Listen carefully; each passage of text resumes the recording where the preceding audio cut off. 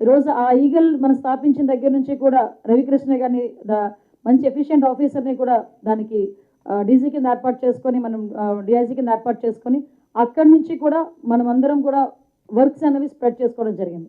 Eagle teams ఏర్పాటు చేసుకోవడం దగ్గర నుంచి ఈరోజు ఈగల్ టీం పరిస్థితి ఎలా ఉందంటే ఇందాక నేను మాట్లాడుతుంటే చెప్తున్నారు, అందులో ఉన్న ఒక కానిస్టేబుల్ కూడా ఈరోజు మాట్లాడాలి అనుకుంటే మొత్తం టీంలో వాళ్ళు ఏం పని చేస్తున్నారు మొత్తం అంతా కూడా ఒక మోటివేషన్ ఇవ్వడానికి ఒక 20 minutes ఒక కానిస్టేబుల్ కూడా డైరెక్ట్గా మాట్లాడగలరు. అంటే ఈరోజు జనరల్గా ఉన్న పోలీస్ కూడా ఏదైనా కంప్లైంట్ పెట్టాలంటే ఈగల్కి పనిచేస్తున్న కానిస్టేబుల్ ఫోన్ చేసి మేము ఏ యాక్ట్లు పెట్టచ్చు, మేము ఏంటి ఏ రకంగా మేము దీన్ని ప్రొసీడ్ అవ్వచ్చు అని అడిగే పొజిషన్కి ఈరోజు చేస్తుంది. అంటే ఈగల్లోనే 3 టాస్క్ ఫోర్స్ కేంద్రాలుగా పెట్టుకున్నాం. ఒకటి వైజాగ్, విజయవాడ అండ్ రాజమండ్రి. వైజాగ్ అక్కడ కూడా మనం ప్రత్యేకంగా టీంని ఏర్పాటు చేసుకొని ఏదైతే మనకి ఏజెన్సీ నుంచి వస్తుందో గాంజాయి వస్తుంది సరఫరా అవుతుంది అనుకున్న ప్లేస్ని కొన్ని హాట్స్పాట్లు గుర్తించాం. ఈ విషయం కూడా ఇక్కడ మీకు ఒక విషయం కూడా చెప్పాలి, మేము అధికారంలోకి వచ్చిన నాటికి ఇంచుమించు మల్టిపుల్ వేస్ ఉన్న ఏజెన్సీ నుంచి కిందకు వచ్చే వేస్, కానీ ఎన్ని చెక్ పోస్టులు ఉన్నాయా అని ఆ రోజు అడిగితే 4 చెక్ పోస్టులు ఉన్నాయండి అన్నారు. ఆ 4 చెక్ పోస్టుల దగ్గర కనీసం సీసీ కెమెరాస్ ఉన్నాయా అంటే సీసీ కెమెరాస్ లేవండి అన్నారు.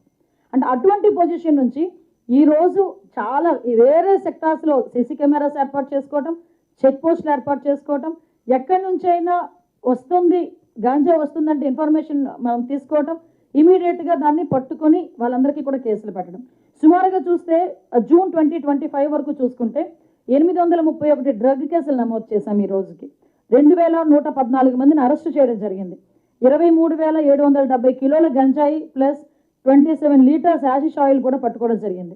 2093 వాహనాలు సీజ్ చేయడం జరిగింది. 8,200 మందికి అవగాహన శిబిరాలు ఏర్పాటు చేయడం జరిగింది. ఇక్కడ ఈ హ్యాషిష్ ఆయిల్ దగ్గర ఒక విషయం చెప్పాలి. నేను మొన్న పాడేరు వెళ్ళా, ఈ ఆల్టర్నేటివ్ క్రాప్స్ డిస్ట్రిబ్యూషన్ చేయడానికి నేను రవికృష్ణ గారు ఇద్దరం కలిసి వెళ్ళాం. యాక్చువల్గా అక్కడ మాట్లాడుతుంటే నాకు కలెక్టర్ అండ్ ఎస్పీ ఒక విషయం చెప్తే షాకింగ్ నాకు నిజంగా. లాస్ట్ గవర్నమెంట్లో 2019 to 24 ఇన్ బిట్వీన్లో ఈ గాంజా పెంచడం ఒక ఎత్తు, గాంజాను సరఫరా చేయడం ఒక ఎత్తు అయితే ఏదో కుటీర పరిశ్రమలాగా స్మాల్ స్కేల్ ఇండస్ట్రీ లాగా ఈ గాంజా నుంచి ఈ హ్యాషిష్ ఆయిల్ ఏదైతే తయారు చేస్తారో ఆ మిషనరీస్ని ఇంట్లో పెట్టుకున్నారంట. ఇంట్లో పెట్టుకుని వాళ్ళే ప్రిపేర్ చేసి ఆ ఆయిల్ని కూడా సరఫరా చేసే పొజిషన్.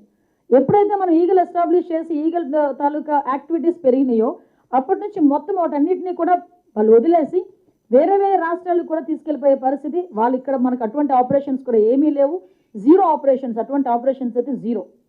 ఇది కూడా one of the best result.